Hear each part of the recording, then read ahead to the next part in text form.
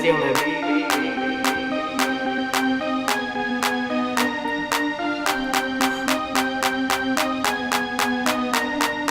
Welcome to class, Forces 101. I'm Young Patas and I'ma show you how it's done.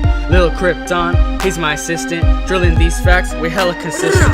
What is a force? That's our subject. A force, any kind of push or pull an object. Naturally capable of accelerating and moving. Don't forget about decelerating, now we're improving. Example, an apple falling from a tree. This is because force of gravity is pulling the apple down from the tree. It hits the ground, it is now carefree.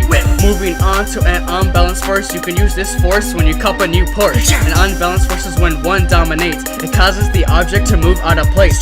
Pulling to the right means more Newtons acting. In that direction, that's where it's interacting. This is what's new, this is what's happening. Double my cup, cause this is not challenging. Got it, get it, good, understand. Balanced forces is next to expand. A balanced force is when all of them are equal. No side has power, it's very peaceful. Object question is either at rest or moving at a constant rate, whatever is best. Force applied and force of friction cancel out. That's what balanced forces are all about. Now to get into Newton's first law, this is the law of inertia. Every object continues at its current state of rest or at a constant velocity given there's no net force. Law number 2 is when there's net force. The object must be exhilarating, of course. The mass is also a factor in this affecting the acceleration of the object, perhaps a fish.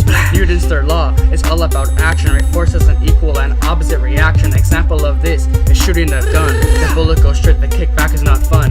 You blown away by the force of a cat. There's proof that the third law ain't talking no crap. Krypton and Potas spitting straight facts. Listen to the words melting off these tracks. The concept of FNet is kinda queasy. The sum of 4 force act on the thing that's not easy. Force net is force 1 plus force 2. Force friction plus force applied does work too.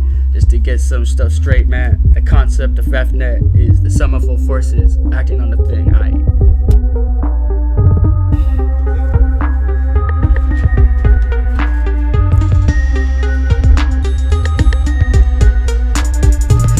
Can also be M times A, mass times acceleration. Do you got it? Okay. Pick up a pencil and a piece of paper. You better take notes, don't forget your eraser. Now to get into mass and weight, don't ask a girl this on a date. Mass is the amount of a matter of a thing. No matter the place, it is not changing. These are 3 states of this kind of matter: liquid, solid, and gas are what's on the platter.